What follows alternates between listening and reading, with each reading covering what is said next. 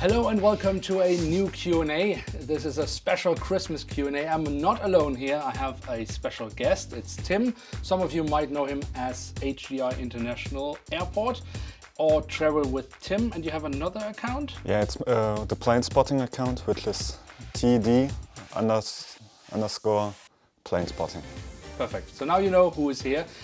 I think you're not the first guest on the channel, but you're definitely the first guest here in the new Bongo Planes headquarters. So a very warm welcome to you. Thank you very much. So on Instagram, both of us asked you guys for questions, and you were so very kind to give us a bunch of them, and we've tried to collect the best ones here, and we'll give our very best to answer them as best as possible. I'd say let's just jump straight into it, huh? Yeah. Let's do it. So the first question we have here is, what is your favorite non-Herpa model? Tim, you want to give it a try? For sure. Like, I have two strong contestants. Like, the first one is obviously the JC Wings 7879, both in the normal livery and also in the Star Wars livery. Of ANA? Yeah. And the other one is like it's not as detailed, but the Aer Lingus 747-100 of In-Flight 500. All right. What about yours? I mean, I always revert to the answer of the JC Wings ANA 7879. For me, it's the standard livery more than the Star Wars livery. I know the Star Wars livery has the antennas, which the standard livery doesn't, but I think the print, there are just a few more details in the print on the standard livery. And I'm a little bit in love with my Korean Air Cargo MD-11 from Starjets. Again, you will also there find models that perhaps have more details. But what I really like about that model is, I mean, it's from 2001. Yeah. And it still beats anything that Herpa brings to the market. So it's a pretty good model for, especially considering the age. Yeah. But you can say that about almost all Starjets models. And any other non-Herpa models. Yeah, true. Yeah. All right, next question. What country would you want to visit next year and why? Anything got planned already? Planned, yes. Booked, no. But if I go to Scandinavian part next year, it will be Iceland. And if I have the money and the time to go to Canada, it's something like Vancouver. Okay, all right. So I very much would like to go to Belgium. It's been too many years ago since I've last been to Brussels because they have a lovely spotter platform at one of the runways. And then I'm considering trying to go to Liège. Yeah. I don't know how accessible it is for spotting. I've seen some videos where it looks like it is very accessible, but I've also seen some, I think on on the spotter guide. Yeah. And there it said that you need ladders and stuff, but the traffic is very different from what you get in most other airports. You get a lot of large wide-body freighters. So I will try to do that next year. What was the first model aircraft you guys collected? For me, it was always between two models, either the Maersk Air 737-700 or the Scandinavian Airlines 767-300. But I think it has to be the 767. That was my first model, at least from Herpa, because I had some scale 600 models before that. What about you? For me, it's actually, I got this one from my brother, which also collected before. It's the Starjets Saudi Arabian Airlines TriStar, the Lockheed L1011. And my first model which I bought was the Skymark 767-300, the old gen. Which scale is that? 1 to 500, okay. Herpa. Yeah. So, yeah, okay. always been to 1 to 500, but like in the beginning, a lot of old gen and Starjets at that time. So you didn't have like, for example, I started off with, as a tiny kid, I had some Shabak 1 to 600 models. Yeah. You skipped that part basically. Only had like a set of Condor when I traveled with them as a kid, but nothing really. Oh, good. Do you think model companies should start selling spare replacement parts? Yeah, that's a good question. And I obviously think yes, because every now and then it happens that a model can break, you lost a gear, you lost something, or it falls apart and you can find it anywhere, like a broken propeller. Yeah. I mean, I think obviously when it's a part that has print on it, it's more difficult because, I mean, they could produce some extra spare parts that they have. At some point, they're gonna run out. But I think for landing gear, that's a no-brainer because landing gear is mainly the thing that is going to break on a model. That's other things can break, but landing gear is definitely the one that has more tendency to break. Yeah. And the funny part is, of course, that, for example, Herpa actually already does sell spare parts. They just don't do it under their own Herpa brand, but under the Hogan brand and only for scale 200. They even sell scale 200 Hogan landing gear in their shop in Dietenhofen. What model is a must-have for European airport? I think there's one no-brainer right now. The Resale A320. Yeah, obviously any like main European airlines, all the big network carriers, Lufthansa, Air France, KLM. If you can get it, the Ryanair 737-800, although I think the mold is not great. No. And I think, especially considering how expensive that is on the second-hand market, it might even be better just to get it made custom. Yeah, because you definitely. might actually end up, it might be cheaper actually, and you could get a better mold for that. Yeah, I think getting customs is like the obvious thing Yeah. when it comes to Ryanair. I don't know how about you, but for me, a rule that I basically say myself, I mean, if a model goes beyond 70, 80 euros, Yeah, you can get a custom model for that then price. get it so- as a custom model instead, because you, especially when it's older models that you're looking for, or airlines that haven't been featured in a long time, so you only have old molds available on the second-hand market, then you can get new molds converted in with a custom model, converted into the airline that you want to have, and for less money. So, yeah. That's true. Then we have a question, duty-free airport shop or models shop? I mean, for me, it's always, I always say, oh, the duty-free shop after security, that's shopping hell. I don't like that. Yeah, true. Yeah, for me it's like quite the same. I only buy like a water or something like that in there. But model shops, like, Every airport has to have a model shop. If you don't have a model shop, it's not a proper airport. yeah, but real talk, I don't know many airports that have one. No, I know, and that's the problem. There used to be. There used to be way more than there are now. True. Yeah. Even Dortmund had one. So See? Are there any instances where you later regretted not buying a model despite having an opportunity to do so? yes, like one model in particular. Okay. It was the Swiss A220-300. I only got like the 100. Didn't bought the 300 because I thought, yeah, you can have them from Air Baltic and then get the smaller model from Swiss. But later I flew with the Swiss A220-300, and yeah, since I collect every model I've flown with, yeah, Now you regret it. yeah, Yeah. definitely. What is your biggest model steal? I have an answer for that. I mean, it's not a steal because it wasn't cheap. And basically it was the JC Wings ANA, which you helped me get because Yeah. I found the JC Wings 7879 in the standard livery of ANA and I was very excited. I found it on eBay, but the seller was only shipping to Germany. So luckily, Tim helped me out. So I sent him the money, he bought the model, and then he sent it to me. So with all the shipping, it ended up costing me 115 euros, which is by far my most expensive aircraft model. But I think it was 1 or 2 weeks afterwards, the same model was sold again on eBay, but it went for 750 euros plus shipping. Yeah, so that kind of put the price into perspective. But what about you? Yeah. I can say the same thing about the JC Wings ANA in the standard livery. Also got it from eBay sometimes after you. I don't know the price I paid. Like it was like 60, 70, 80 euros. Which is really good. Yeah. Yeah. But when it comes to all scales and everything, it's definitely the 1-200 Sukhoi Su-27, like the Ukrainian Air Force one in the blue livery. Got it for 30 euros. Sold it instantly for 130 euros.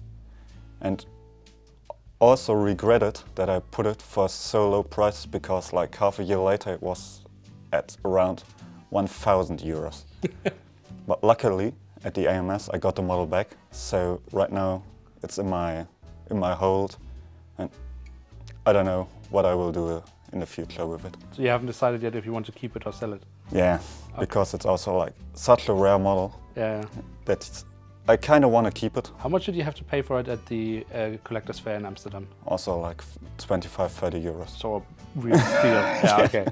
No, that's a good one. Another question here, basically the other side of the spectrum. What's a model you just don't like? Do you have a model in your collection where you say, no, that's just rubbish? The BMI in the old Herpa mold. New So generation. the NG1, yeah. NG1s. Like also can also be said about the Air France A320 in the old livery. Yeah. I think that even the OG molds are better than these ones. Yeah, because they they're like weren't so great. bulky and everything in the nose part and everything. Yeah, for me it has to be the German Air Force A350. I know I'm really hating on this model here on the channel, but it is horrible when you have the box, and it doesn't help that it has the cutout in the front. The first time when I received it, the first time I took it out of the shipping box, and then you have like this cutout, and the yellow is just shining into your face from the wings, and you think, oh my god, what have they done? So yeah, the white fuselage, perfect, and then these really piss yellow wings. That's not a great model. Yeah. If you guys ever counted all your models, how many do you both have? So I'm just above 900 models at the moment. And I'm somewhat between 1,000 and 1,100. All right, so we are roughly around 2,000 models together. Yeah. Okay, too many. Way too many. The next question is, an airport you would like to go spotting, but you haven't. I don't know any which comes directly into my mind. Like there are obviously a lot of airports where you can get different traffic, everything. Have you ever been to any of the Greek islands for spotting? To Like Corfu or Skiathos or something like that? Crete. So Okay. yeah. But that's difficult, no? That's a military That's difficult base. because there's like military on the air side, and Yeah, also then it's a no-go in yeah. Greece. Yeah. But you can get some good photos if you're sneaky. But you that's yeah. Yeah. It was No, but it's not a whole day thing. no. Yeah. It was like half an hour, about an hour. I mean, for me, I'd like to try Liège, just because it has really different traffic. But yeah, I'm still working. I think I would, if it's possible, I would try to go to Toulouse. Mm-hmm. Hopefully with Lufthansa LH222 from Munich. No, so Toulouse is something I would like to do because I've done Hamburg Finkenwerder, so the Airbus factory in Hamburg, quite a few times now. And I was in 2021, I was in Toulouse for a convention there, but didn't have really time to go spotting. Yeah. And the traffic there is obviously, I mean, it's like in Hamburg, just much more, but you never know what is coming. Yeah. Yeah, that could be quite cool. Do you think Herpa will improve the landing gears? No. Nope. I mean, as long as there's no competition for Herpa wings, some real competition, like producing a lot of models so they really face the music, there's no reason for them to update the landing gears because, I mean, we don't have any other options. And it would mean an investment for them to do so, and if they're not forced to do it, they won't be. Yeah. That's my I mean, there's like too many costs behind it, so... I mean, not really, but for Herpa. But they don't have to do it if they're not forced to do it. Yeah, but it's also Herpa, like... Yeah, like, it's not the most innovative company. Yeah. Do you think about the resale price when you buy your model? So basically, is that actually a thing for you when you buy a model? Do you think about how much could I sell it for in the future? Most of the times, actually, yes. Okay. Because like when you have so many models, you can't keep everything. Mm-hmm. So sometimes I just buy models for myself, then I don't care what the resale price would be. So you do also specifically buy models because you want to resell them later? Yeah. No, it's fair enough.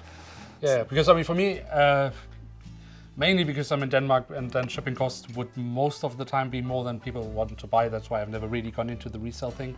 Mm-hmm. So, I mean, I buy my models for the reviews I'm doing and just the models that I like Yeah. and fit in my collection. So I don't really look at what they could. I mean, it's anyway difficult to say, oh, this model would definitely rise in value and this won't. Sometimes, I mean, for example, now the recent Wizz Air, that's an obvious, that will go up in price and resell because it's already sold out at Herpa.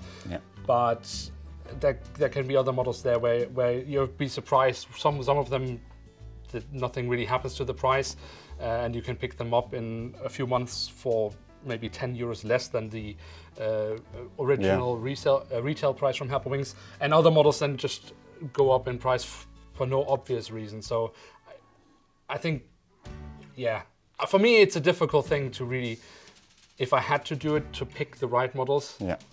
I mean, I mean, there's like a big difference between new models and like the older models, which have been in the market since 10 years, something like that. Yeah. And you can get the resale prices. For example, when you look at eBay, it's easy to see what you can get out of the model. When you pick it up for 20 euros and on eBay they're sold once for like 60 euros. I mean, it's a clear must buy at the aviation fair if you're a reseller. But like when you buy new models, even for a good price, which could be like 50% off, and you could still lose money out of it. So yeah, no, that you have a good point there. There's a big difference when buying models with the purpose of reselling them, if it's a new model just coming into the market, or if it's something that has maybe already been there 10 years, so you can actually, where you can see how the price has developed over the years. Yeah. That's for sure, yeah. So reselling only with old models. Yeah, because the other one is a complete gamble. Yeah, basically. We have some really awesome questions here where I think we can have a bit of a discussion. Let's start with the first one here, which is which 3 airlines and 3 specific models you want to see in Herpa's product range. So for the future, basically. Yeah, like 3 airlines, like apart from like the obvious, like EasyJet, Wizz Air, Ryanair, all these apart, like obviously everyone wants to see them, but there are like so many customs options right now for them. I mean, they also had like a new release of a Wizz Air, so yeah, and there should be more coming, hopefully. yeah. So I think like one airline I really want to see is like Sky Express from Greece. Another one is Widerøe. They're the Norwegian airline, yeah. Yeah, and That would be a Dash 8 or E2? E2. Yeah. Do they have the 90 or the 95? I believe they have the 90 because that would be one thing for me. Like I would love, I mean, Herpa has now made the 95 and I think they've actually done a really good job with that mold. Yeah. So I would love them to also do the 90 because Helvetic has the 90 and the 95 in their fleet, if I'm not wrong. And I believe Widerøe is the 90 and there will be more airlines coming buying the aircraft. So I think it would be good to see the E90 mold, then they could make the Widerøe for you, yeah. I'd love to see, I mean, I'm really bored with Herpa when it comes to Austrian Airlines because either they make Dash aircraft that don't fly anymore or they make the 767 or 777 and we have had so many of them. Yeah.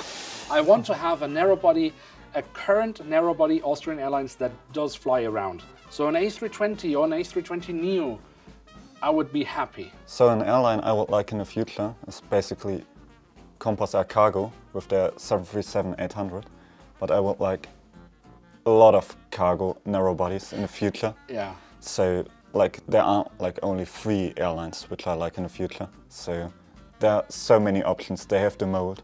Why don't they do like Prime Air? Yeah, or Prime like Air would be good. ASL, Yeah. FedEx. Yeah. There's so many different options for that. They do seem to struggle with cargo airlines to get the licensing. I mean, they announced now that they will make the Atlas Air, the 7878 with the Kühne Nagel sticker in the front, which is awesome. It didn't sound like Atlas Air was at all interested in the project, but somehow they managed to get it anyways. So I wouldn't expect more Atlas Air, even though that could be awesome. But I fully agree. Narrow body freighters. I mean, they did the Lufthansa cargo. Obviously, they did the Lufthansa cargo. But I hope that that model did sell out also. I think. I mean, it did at least sell very well. That's for sure. And I hope that this basically shows them that there's a market also for narrow body freighters, so they can maybe put more effort into it. And the Lufthansa cargo even has like the wrong white tone. Yeah, it's not even a massively good model. Yeah. But yeah, I mean, as you say, they have the mold for the 737-800, so it's a no-brainer. You don't have to change anything for the cargo variant. So it's just getting the license from any cargo airline that operates this aircraft, and there are quite a few. Yeah. So we have Widerøe, incorporated with that the E2. Then we have Sky Express. Sky Express, yeah, that would be awesome. Any cargo 737-800 basically. I really want to have a narrow-body Austrian Airlines. I actually also wouldn't mind if you could have a new TAP Air Portugal narrow-body. I know we've had over in the standard years, colors. and that's the thing. We have had, obviously, over the years, quite a few A320s, A321s. We also had now one in the retro livery. That was the last one. But especially, for example, the A320s, that's quite a few years back. So for many collectors, it's almost impossible to get, and always at a very high price. And I mean, it's obvious now, they get the A321neo, for example, so give us one in the standard livery. Yeah. You have a contact with the airline. And one thing I've never understood is with TAP Air Portugal, why have they never made the Embraer? They made the ATR, make the Embraer. The Embraer does come around much more than the ATR, so you have a bigger market to sell the model to. And it flies all around Europe, which is basically the main market of Herpa. So I don't know if we really got 3 of each now, but I think we have a good bunch of things there. Yeah. Would you like it if we could have a model for each continent every batch? An excellent question. So I'd like to pick that up because personally, I think it could be a nice idea to have every batch a good mix of areas. On the other hand, I don't mind if one batch has a focus on a specific region. If I know that, for example, then the next batch has something for another part of the world. Herpa obviously changed their way of announcing models. So in the past, they did it like 6 months in advance. Had the massive issue, of course, that they had so many delays. So it didn't matter what they announced. You didn't know if it would come the next month or in 2 years. They changed that to only announce the models a few months ahead, which is kind of the industry standard, and wasn't a bad move per se, because it could kind of hide away the delays they had, because they could basically just announce the things they knew they had finished production with and they knew was on the way from China to Europe. But even that doesn't seem to have fully worked, because we still have delays with models. So we've basically traded in the option of knowing what's ahead for the next 6 months to now only know for very few months, but still having delays. But the delays get better. Yeah, but we still have too many. Too many, but it gets better. Okay, we haven't had now one where I mean, we've had quite a few examples where models were delayed for many years and nobody knew what was going on. Yeah. We haven't had that, that's true. But I don't think it's had quite the impact that it should have had. But I think, to go back to the question, for me, I think the idea could be nice to have basically every batch has something for each continent.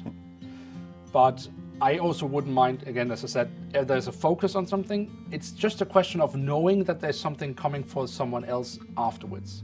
And it's also like good for every collector that they get something every now and then, rather than like 2 models in December and then the next one like basically 1 year later or something like that.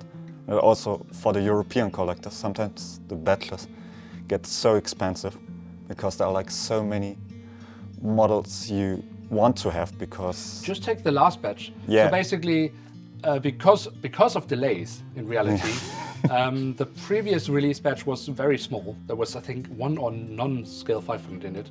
But then the last one they suddenly dropped, I don't know how many, 10? 10 to 50 models. Yeah, all in scale 500.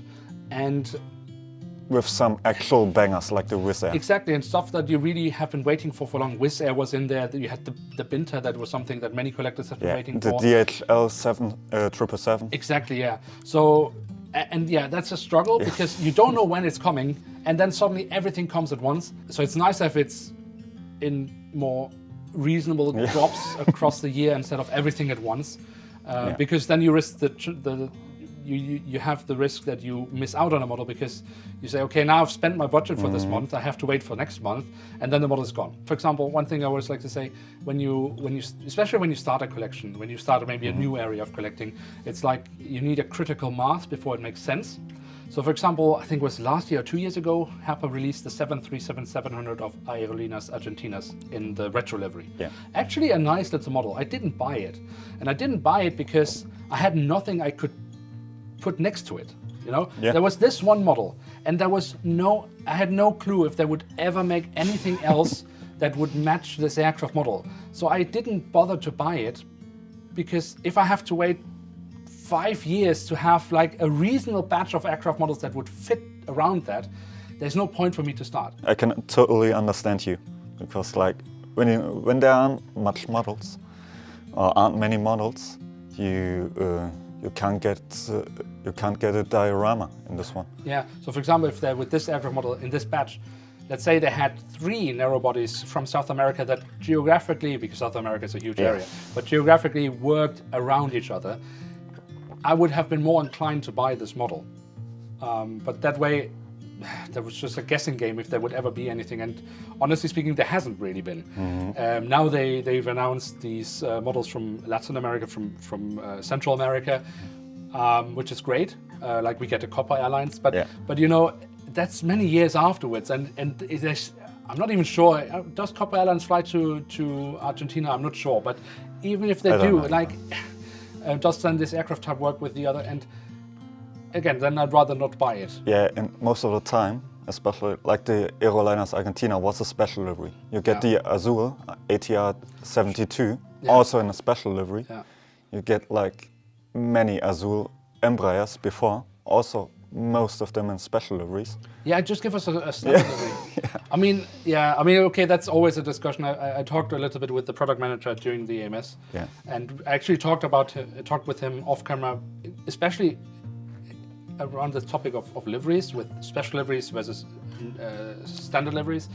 And obviously you have those collectors who just want the special liveries, and you have those collectors wanting the standard liveries. But if you have the license for an airline, why not just make both, and in relatively close to each other, maybe not the same batch, but if you have them within a few batches of each other, then collectors have a choice if they want to have both or one or the other. I think that would be nicer. Yeah, so definitely. I think to break it down, it all comes down to the issue of knowing what's ahead. So the more information we have about products, I think the better.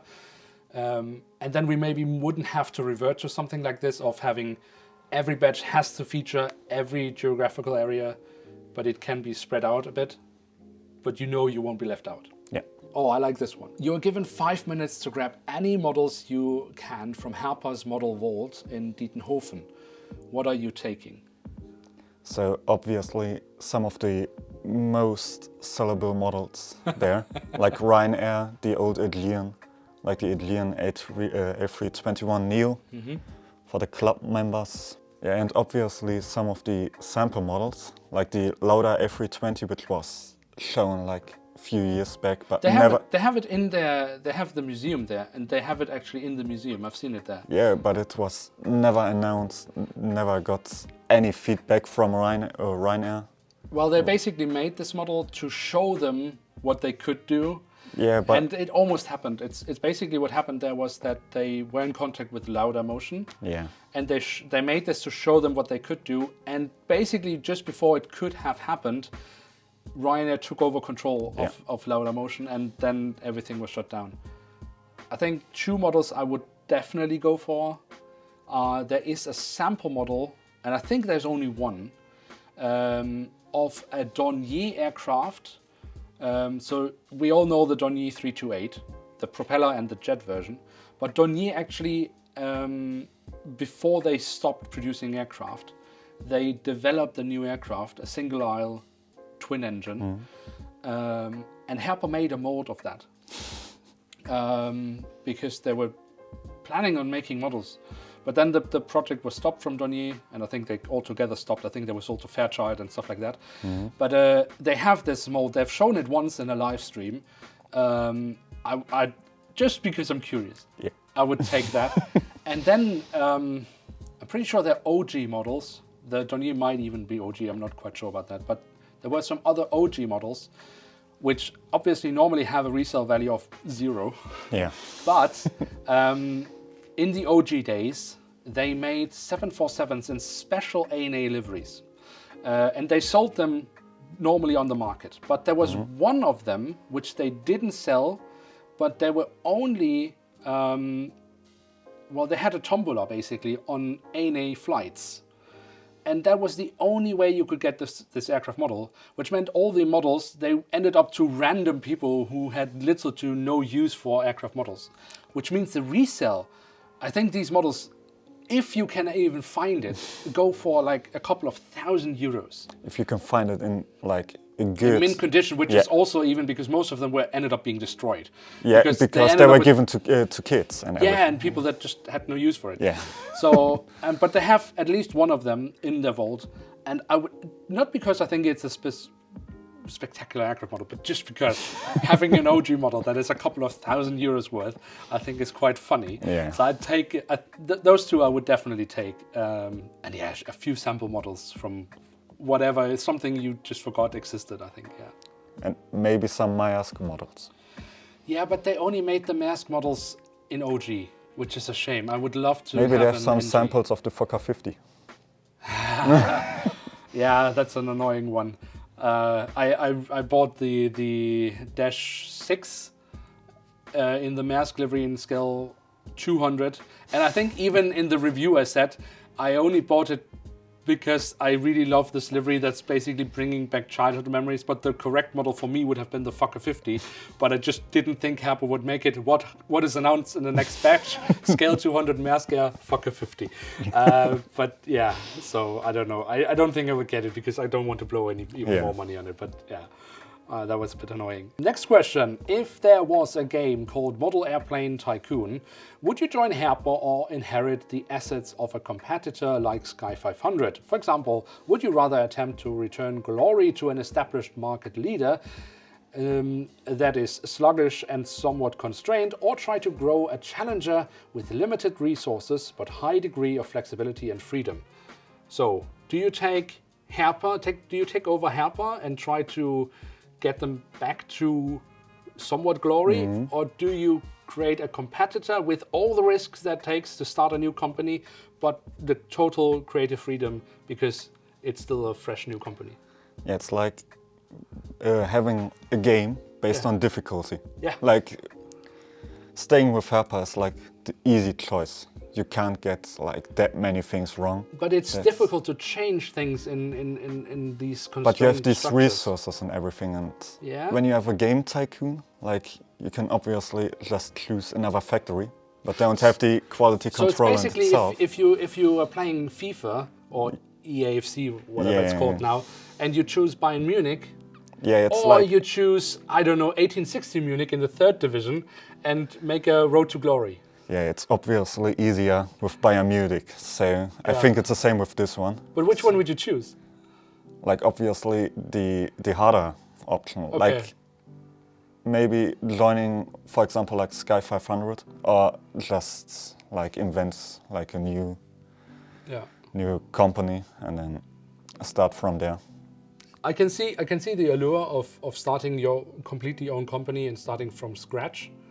And trying to avoid all the mistakes that have happened over the years at Herpa. I actually, I fully agree with you. I like the underdog story, and I would normally go for that. On the other hand, I think Herpa could be a bigger challenge than we might think, because I think they're so fixed in their way, and trying to get in there and break up some of the encrusted structures and forcing them out of their safe space. I think that could also be an interesting challenge. Yeah, it's also like quite challenging to bring Herpa back like to the world leader. Like when you in a 1 to 500 market, like there is only Herpa. But when you get more collectors to collect 1 to 500 instead of 1 to 400, which most of the new collectors go to, like this would be like the most successful story for Herpa wings. So yeah, both is, I think, can both be hard. But we have to thank Herpa because of many reasons. So obviously, when it comes to real life, I think I would join Herpa. But when it comes like to an airplane tycoon game, I think I would start a new company, go from scratch, because like it takes more effort to bring everything into it, and then. Okay, that's kind of going on along the same way here. You wake up as the head of Herpa Wings division. Which 3 things would you change and or implement to try to improve the company?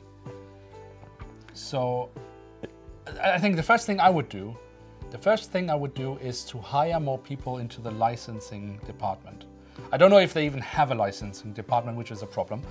But I would hire more people into there, because it obviously takes a lot of time and a lot of manpower to have continued good contacts with airlines and establish new ones. And one thing we obviously see with Herpa, where they're failing quite badly compared to other companies, is that it takes them way longer to get the licensings for models. And I know there are Chinese companies that work without licenses, but there are plenty of other companies that do work with licenses and are still way faster than Herpa. So I would put in some more manpower into that part of the company so they can improve on that, because I think they're simply way understaffed there. Yeah, I think so too. And I would put more people into the quality control. Oh, yes. So if they even have one right now, so, yeah. then I would just like put people in quality control, just inside the fabrics in China, or even relocate the fabrics to Eastern Europe, for example. They have for sure. So Move the production, because then they also don't struggle with the shipping, logistics from China to Europe, which is always troublesome and expensive. Ship it to Europe, which means they wouldn't need necessarily, for example, now when they have productions in China, they would basically need to have Herpa people at the factory all the time. Yeah. But if they moved it to Europe, it would be possible for them to drive from Nuremberg to Eastern Europe within a day. So they don't need to be there all the time. They could go there every now and then. Yeah, I fully agree on that. Yeah, I also think that's when the companies move to Europe, like the fabric and the manufacturing part, like it's like a much better progress, because like to invent like new molds or something like that is way easier when you're like staying in such close distance than always traveling to China. And then mistakes like the cargo looks, for example, they wouldn't happen as often as it does right now. So yeah, I fully agree. So we need more people in the licensing department. By the way, when we say more people, they also need to be qualified. Yeah. Then we need to have more people in the quality control. Is there a third thing we need to improve? Yeah, like moving the production. Yeah. Yeah. So moving the production to Eastern Europe. And I have a 4th point. Okay. Like getting a good manager of their social media, and especially their photos and everything. Yeah, social media marketing. Yeah. I mean, it would a big step forward for them would be to not put broken models into their sales marketing stuff. I mean, it's always a laugh for us collectors when we see a broken model being announced from Herpa Wings, and you can say, hey, finally they are honest with their marketing about their models, but it's not good. It's not a good look. Yeah, and also like they always mix these wings with their cars and trucks models. Yeah, which is so. Like for example, now look, I understand when they printed the announcement brochures that it can be, for some reason it can be cheaper when you just put it together in one. Yeah. Okay, but I mean, and they do kind of still print them, but but they put them online. So it's digital. So there is no reason why it has to be in one document. So when I now go into the Herpa website and I want to see the latest announcement from Herpa Wings, I first have to scroll through pages of cars and trucks before I arrive at the wings part, which is nonsense and it's not necessary. It's digital. It doesn't cost you anything to split it up into 2 files and upload it to your website. So marketing and social media department needs a facelift and an improvement when it comes to it's a bit of an all-round thing with Herpa Wings. Also, like the product manager must be more open to the community, because all of the people are basically hating these new boxes. Yeah. So especially for wide bodies like the 747-8, like the box can't save the model. And we need new boxes.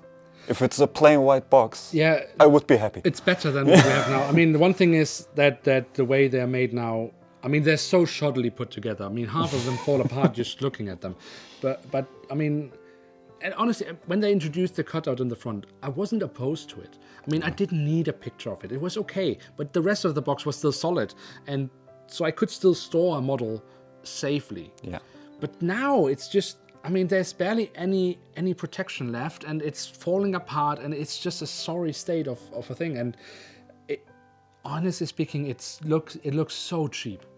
I mean, a plain white box looks more premium than the standard box from Herpa Wings nowadays. And they can do better. I mean, they're forced to do better with Lufthansa models. Yeah. So it is possible. It is just possible. And also, the lot Polish Airlines models are also in perfect when they're forced by boxes. the airline, they can do better.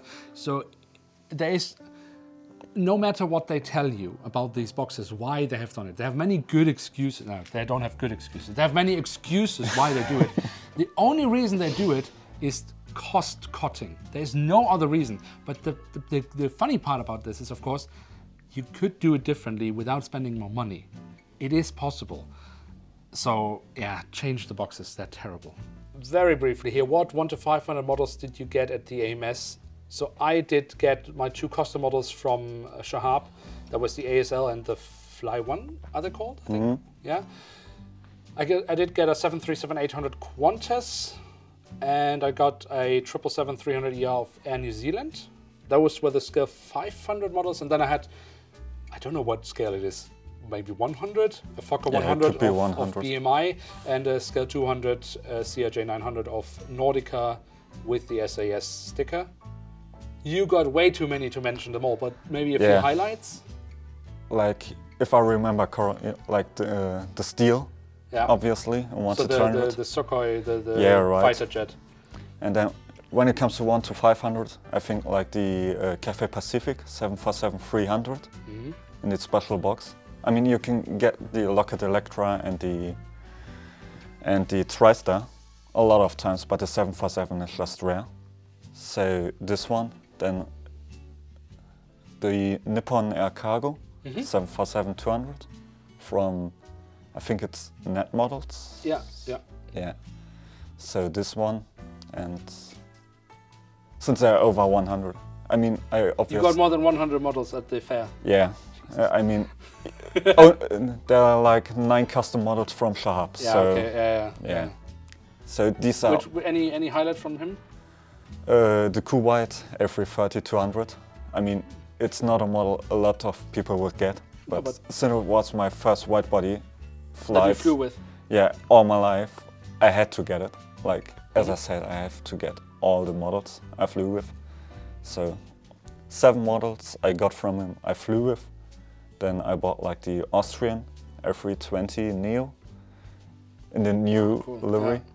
And basically what I'm hoping for Herpa to make next year. But even when they produce it, it won't get near to that quality. No, for sure. I have a question specifically for you, Tim.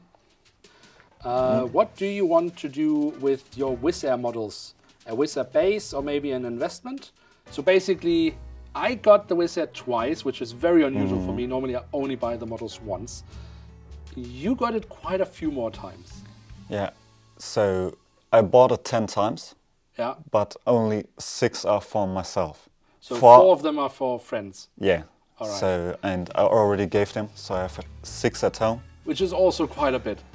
It's way too much. So what's the plan with them? Yeah, like basically, since I'm working at the former Wizz Air base, In Dortmund? In Dortmund, yeah. So a lot of models I will keep just because I'm interested in the airline. And so you can make an airport diorama with them, or yeah, right. Yeah.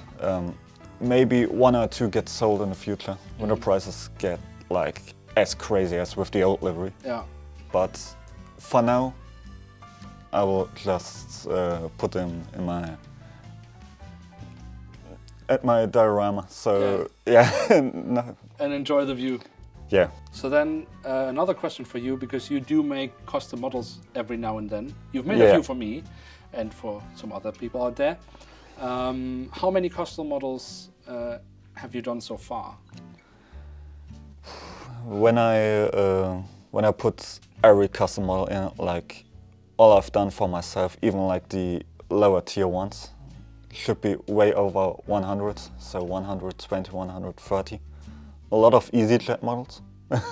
I have 2 from you? 3, I think. I Yeah. have 4, and so 3 of them are made by you. The 737-700, and a 19 and a 20 in the new livery. Yeah, but by now I've done way more than 20 models of EasyJet. Yeah. Some for sale. All in the new livery or also in the old livery? So 4 ones in the old livery, everything else in the new livery. And it's all like every 19, every 20, every 20 Neo, every 21 Neo, some special liveries, so everything from EasyJet, because it also got to Dortmund back in the time, flying to Luton, and you can't get any model of it in the scale. Yeah. There's like so much demand. Well, there is one. From C+C. And it looks terrible. Yeah, but there's like so... And it's a 737 from way back in the day, so yeah. There's so much demand of EasyJet models in the scale, so... Yeah, that's true. Yeah, most of them I do for myself, but I get so many questions regarding the EasyJet. Every now and then you do something for others as well.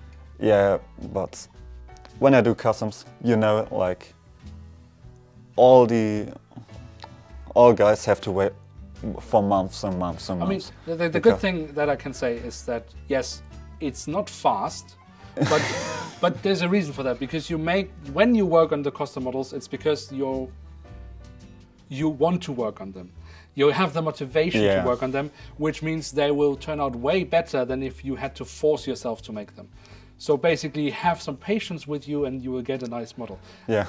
And for a reasonable price, if I sell them. Oh no, for sure. I mean, I've got a few from you, and they're good models. They're reasonable priced, so you can't. Not the best, but yeah, they're sure, like all right. I mean, we're friends, so I can be honest with you. They're not the level of Shahab, but who is? Obviously not. Yeah, but it doesn't matter. I mean, because they're still good, and again, very reasonably priced. And I mean, for me, when I ask you to do something for me, I'm never in a rush, so I can wait. Yeah. But yeah.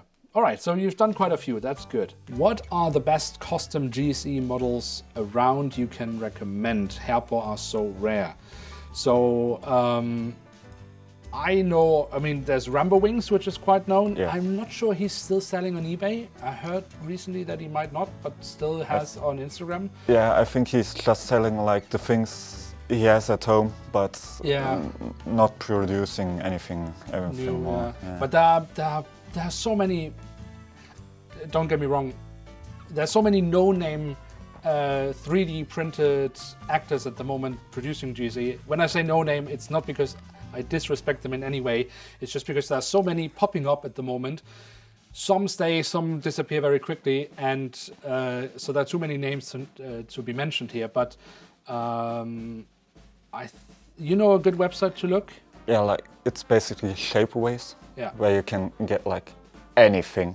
in So 3D Shapeways print. is basically, I don't know, I mean, it's not like one sales place. It's more like an eBay where individuals can sell Yeah, right. via that website.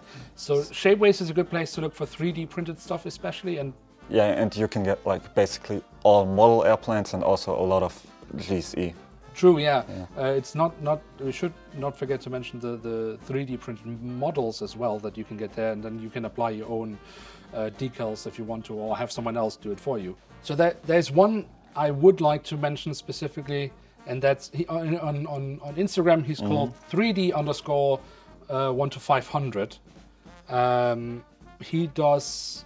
I don't know how much GSE he does, but he has made some really lovely jet bridges. He does single jet bridges, dual jet bridges, and very specifically and very nice A380 jet bridges with 3 fingers. Wow. Yeah, I know. Who would have thought that's possible? Herpa certainly doesn't do it. So yeah, he does some lovely jet bridges, so that's quite useful, specifically because he also does A380 jet bridges, which you just can't get anywhere else. Yeah. And even the other ones can be difficult to find at times, because they're not made all the time. And his prices are quite reasonable. So... I mean, but that counts for all the 3D printed stuff. Yeah. Almost all. Like, Yes. I mean, it is especially the airplanes. They are, Okay, I don't have any experience with the airplanes. I would say that most of the GSE is very reasonable priced. There have been some places where the prices have gone up quite a bit, but it's still all right. I mean, and the main thing is it is available and in quantities, which just isn't with Herpa, because Herpa produces way too little and not often enough. And honestly speaking, it's becoming a little bit of a joke. Like, they have this one set with some belt loaders and I think a fuel truck and small stuff like that. And the set has been around for maybe 20 years.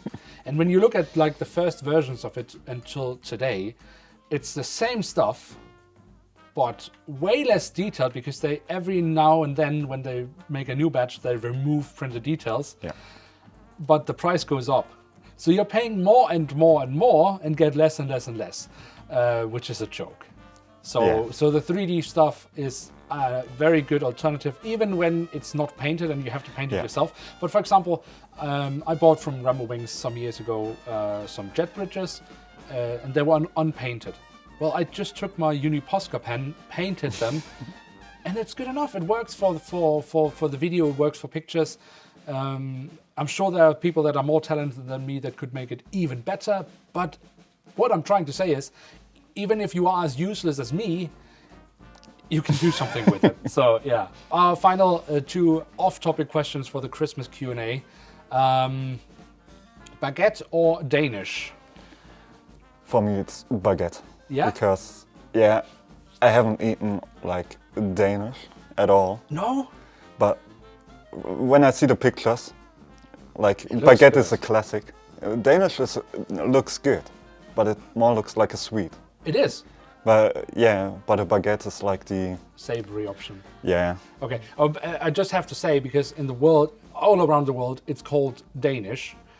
In Denmark, we call it Vienna bread because it originates from Vienna. It's not a Danish invention, just so we don't steal the credit. But in the rest of the world, it's called Danish and it is delicious.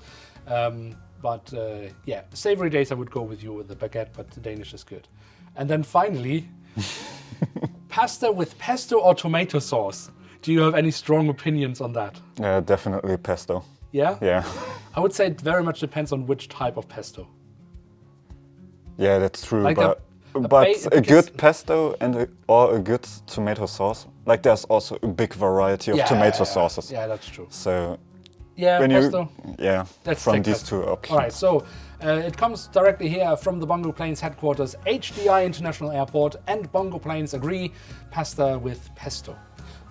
You don't get these news anywhere else here on the internet. All right, guys, this has been a very long Christmas Q&A, hopefully not too long.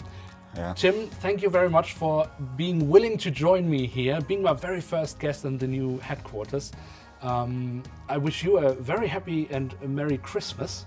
Thank you very much. I wish the best of luck and a great Christmas for you too. Thank you very much. Guys, take care of yourself. Have a lovely time here over the holidays and see you next year in a new video at some point.